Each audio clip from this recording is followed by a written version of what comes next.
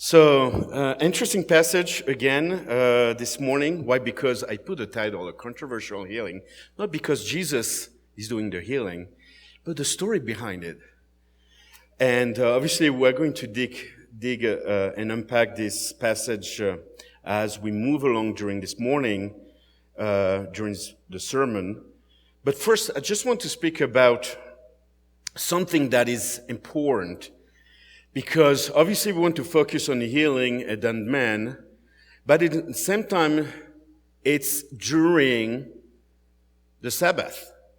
Okay, so that's very important. And the Sabbath, what is it? Rest. Okay? So my question is, as you have this in perspective in your mind in regard to what is being read this morning in John chapter 5, and in regard to rest or Shabbat or having peace, what is keeping you from having a peaceful rest? Is anyone exhausted just this morning? Yeah, just myself, between thinking about details and different things. And I'm sure you can say the same thing. And poor Keith. He's in that boat too this morning, just to make sure that meat will be perfect to be eaten, and have a feast around. So when you are unsettled, where do you go first, or what do you do? We're quick to find excuses for the whys we're not well. And as well, we cannot find any reason why we haven't rest. We are anxious. That's a fact. In despite that Paul said, do not be anxious for nothing. We are anxious about things that are out of our control. It keeps us at night so we cannot sleep. And if you don't sleep, and this time of sleep is for your rest, you cannot rest. Sometimes we have legit challenges in our own lives about what we're enduring. We're in discomfort and we wonder if it is ever going to change for the best. Do you ever get a bit introspective when you are not experiencing rest? Maybe you are whining about it. It's at these periods where rest or wholeness seem like a distant concept that other people get to be blessed to experience. But not me. Any present heavy realities oppress us to forget that rest, healing, wholeness. And sometimes we do think that they will be even impossible to obtain them. Sometimes rest, healing, Sabbath, let's put it into the context, is offered and available, but we're so preoccupied with the whys of lives, and we're not at rest. So we cannot even see basically the possibilities of those avenues of rest. We can easily become unbearable to the people that surround us as well, because we keep talking about it. Still, we press on, blame others for our lack of rest, or feel more entitled to get some rest that we deserve. So it's very interesting. Let's put this into the framework of John chapter 5, verse 1 through 18, and so that we can better understand what is to find rest in Christ Jesus, really. So the first point here, a deep weariness. Obviously, I don't know where the slide is. Put this first. Yeah. It says that Jesus is wandering at the pool of Bethesda, and this man, among others, are in that place. And obviously right now, there's nothing. There's no water. It's dry. But that's the place where Jesus healed that man. And that place was crowded with people, and you have to look it from the bottom there, okay?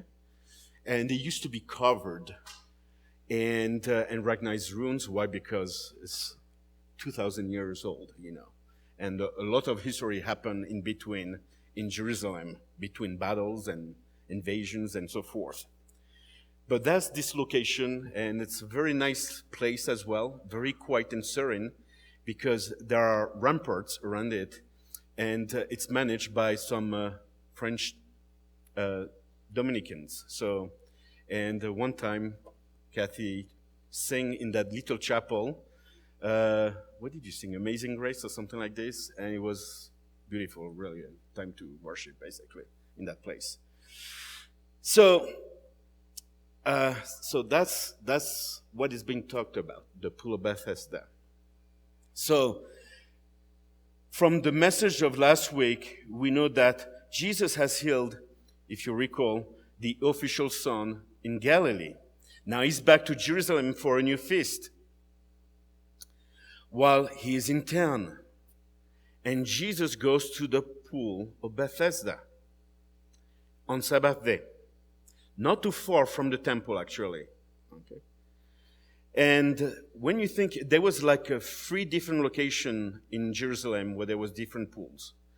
But this one was reserved for specific people, and I'm going to talk about it. And those pools, they were pretty big. Like the one behind me that was just shown, it was 100 yards long. And they were likely fed by something similar to hot springs. And there was a bit of superstition about that pool, that this pool had some healing power.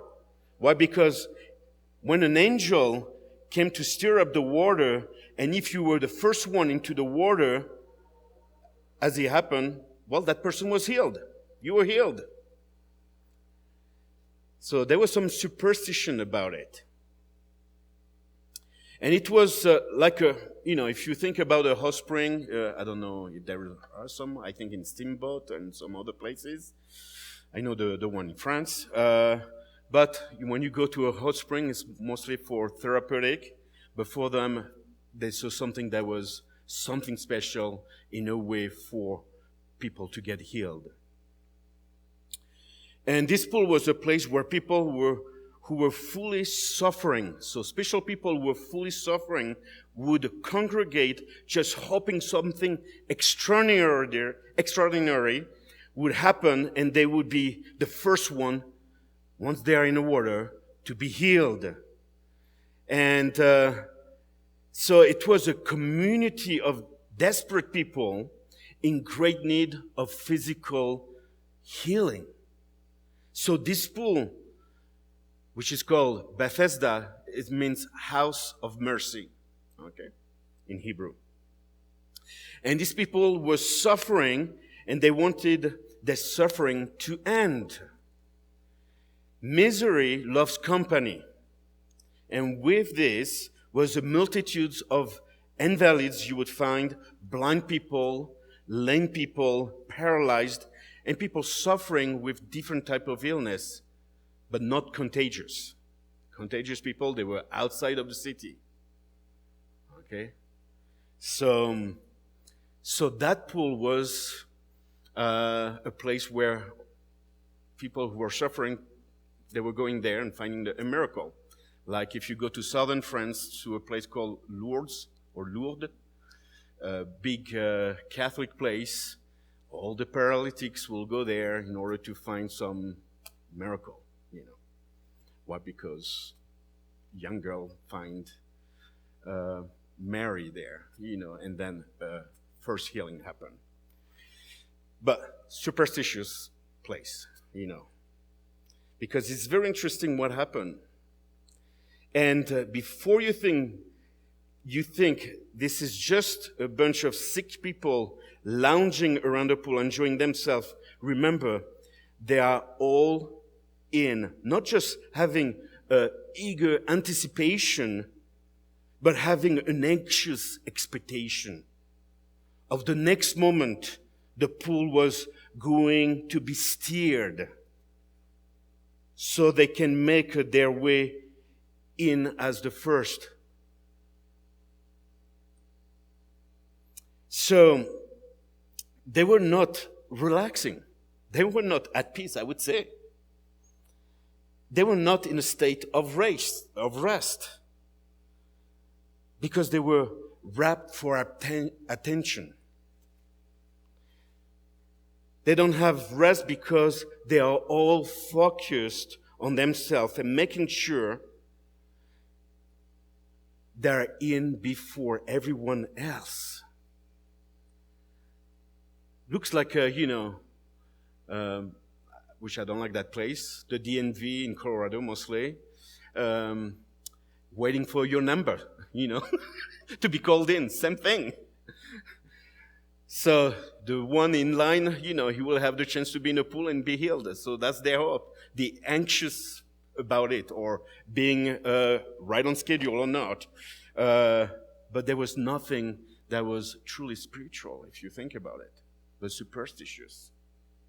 See, rest never comes from waiting for healing. And it's never enjoyable to be in a place where you are not well and you just want everything to be better. But as well, waiting for healing is tiring. At some points, you are so tired that you just want to put yourself in a bed for a long time and not to think about it. But does it make it better? No. As well, I just want to mention that superstition will never lead to healing.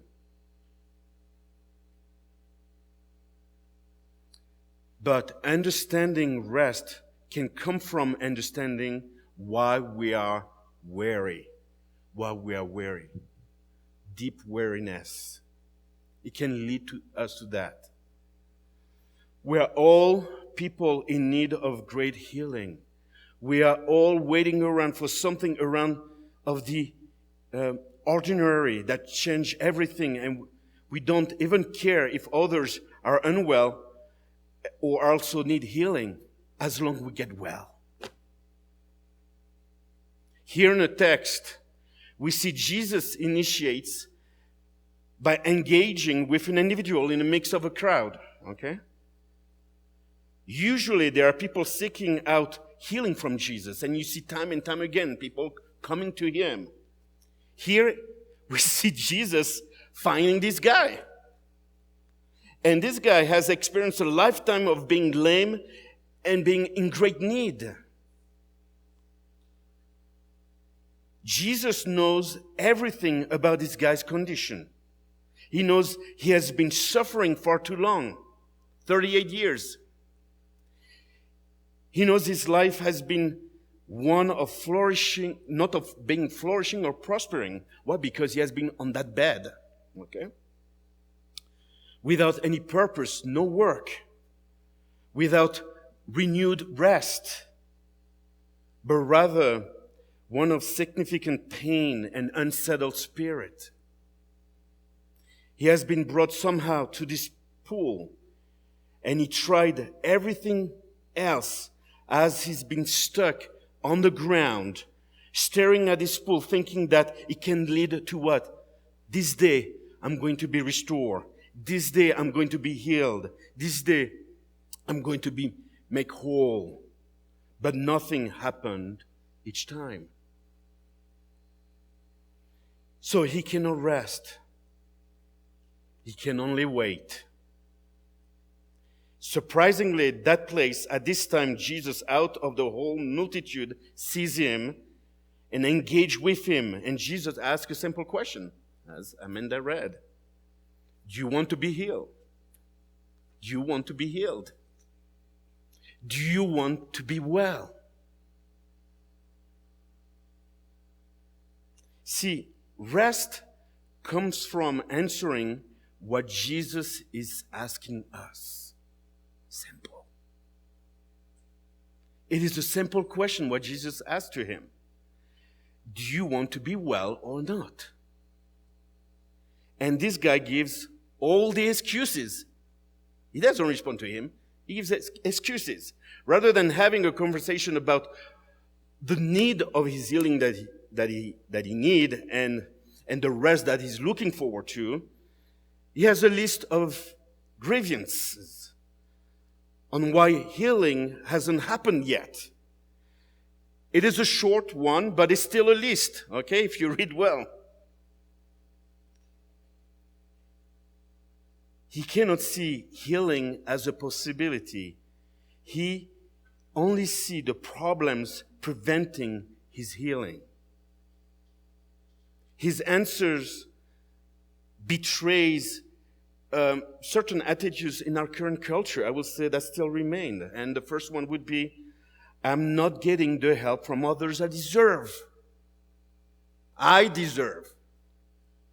And when I'm trying on my own, somebody takes what is mine. Entitlement, I would say.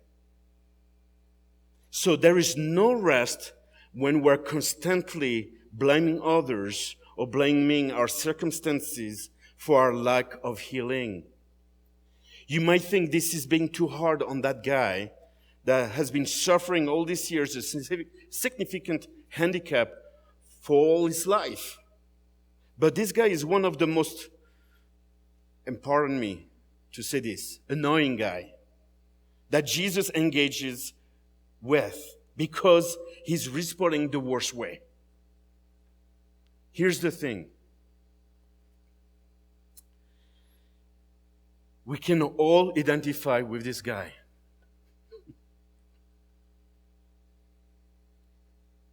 We would like to see good things happening for him. Because the truth is, all of us have a lot of things in common with him. And this guy shares a lot of things with us. Yes, we have been suffering and had true rest elude us because of outside circumstances, personal issues, or personal sin, or by having a crappy heart attitude. We can be and are often really annoying. People are annoying. I am annoying sometimes. My wife can tell you. But you know what? Jesus heals them. That's great. He heals them. No matter how broken you are, Jesus can heal you.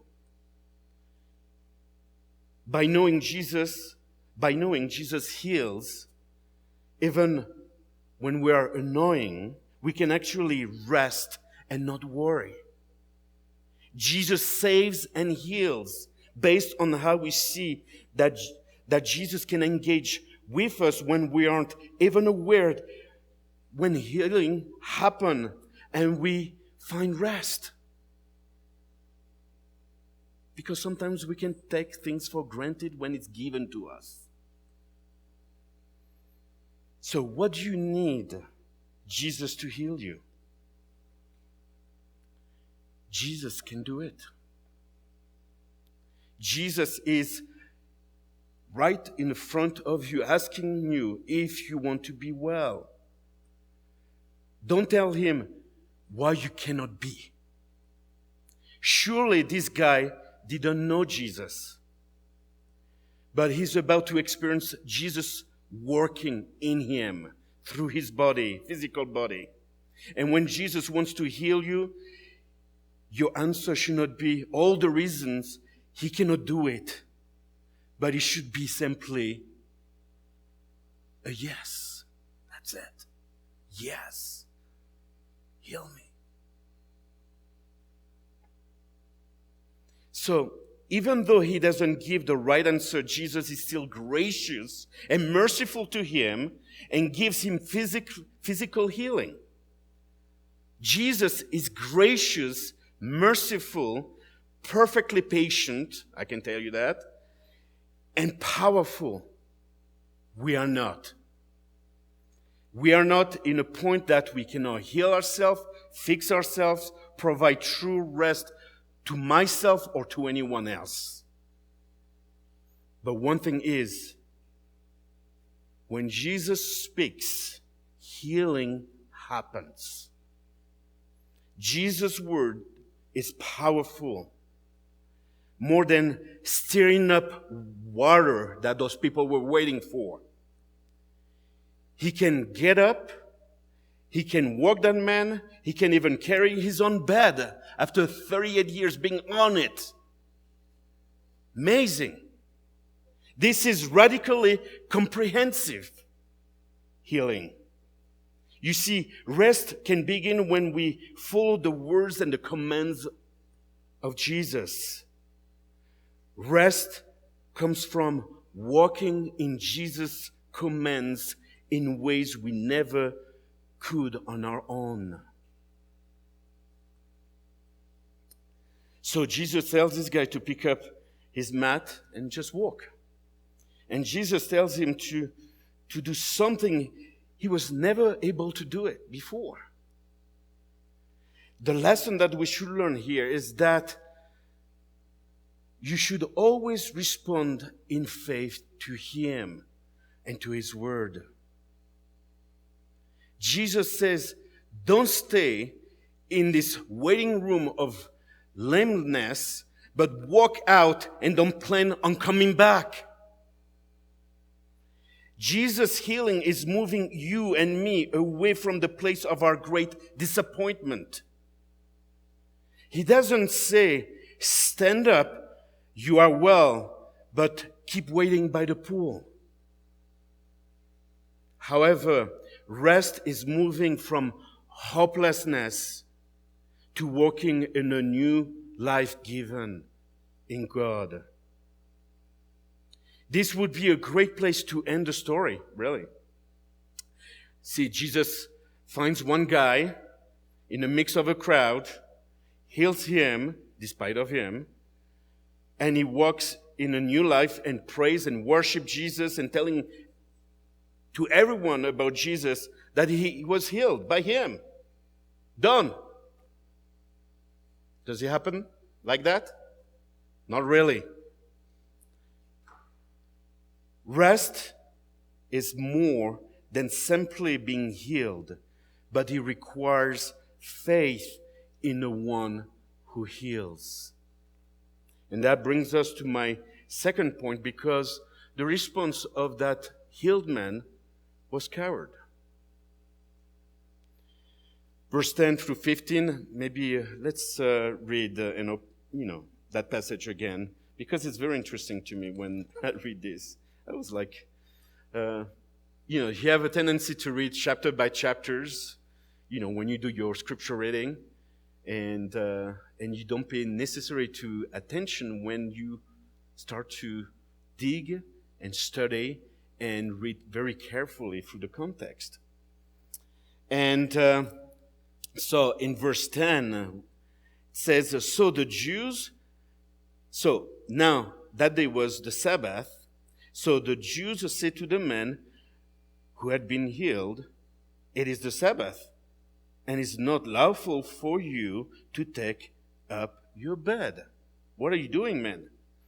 But he answered them, the man who healed me, that man said to me, take up your bed, and walked.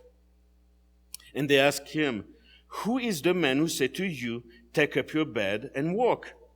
Now the man who had been healed did not know who it was, for Jesus has withdrawn, as there were a crowd in the place.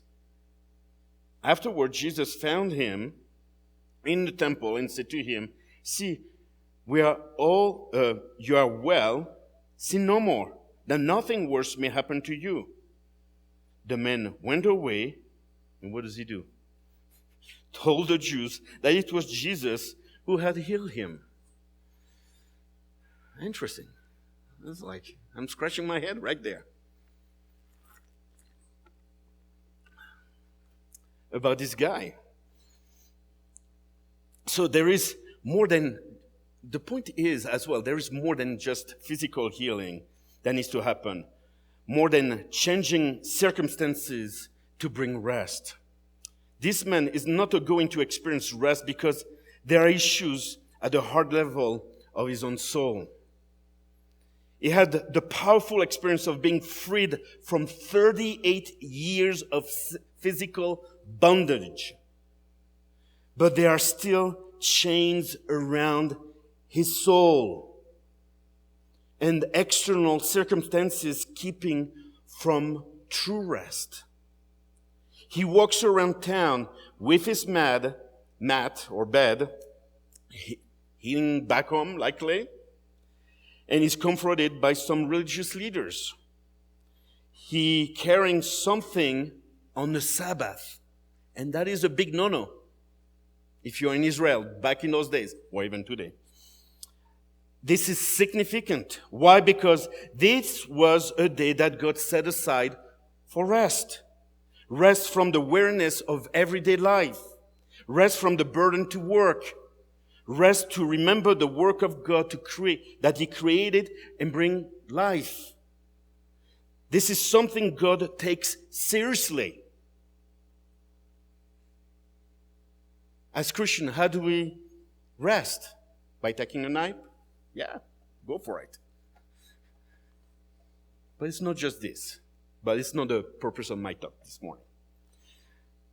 But, to be clear, there is no prohibition in the Bible on a guy who has been healed for 38 years of sickness walking with his mat back home. Do you understand what I'm saying here? There is no prohibition in the Bible on a guy who has been healed for 38 years of sickness and walking with his mat back home. In fact, the Sabbath was what Jesus commanded him to do. You understand that? And it was to violate their religious rules. But he did not violate God's law to rest from work. If you read very carefully in Exodus chapter 20 as being the third commandment. To avoid breaking God's laws, the Pharisees has, for the Sabbath, 39 types of work that has to do to abstain from during that day, including, like, for instance, not writing more than 2 letters. Letters. Not words, 2 letters. And you could erase only 1 letter. That's to the point of articles or types of regulation that the Pharisee was imposing on the people in order to respect the Sabbath. Like if you go to Jerusalem on Friday night, you are in your hotel, and you try to push on the button in the elevator to your floor, it won't work. Why? Because that elevator will stop on each floor so that you don't touch the button. New laws being added. And the Pharisees are gone. But there are new Pharisees in town. Very interesting. So, if someday you have a friend, I won't mention the denomination, and you say, hey, can you help me on Saturday in order to move my furniture? And say, no, because I'm respecting the Sabbath. Why? Because I cannot do anything. Well, respond to him. There have been a new covenant, and Jesus is our Sabbath. So come help me and move my couch. Okay? Sometimes other people they're not interested in you experiencing rest. They are more interested in man-made rules being maintained. And it's sad. Why? Because this should I give like a glory to Jesus, to God, for that healing. They are not interested in people experiencing rest. They just want control. This guy has experienced a miracle, and they are not worried he's carrying a sleeping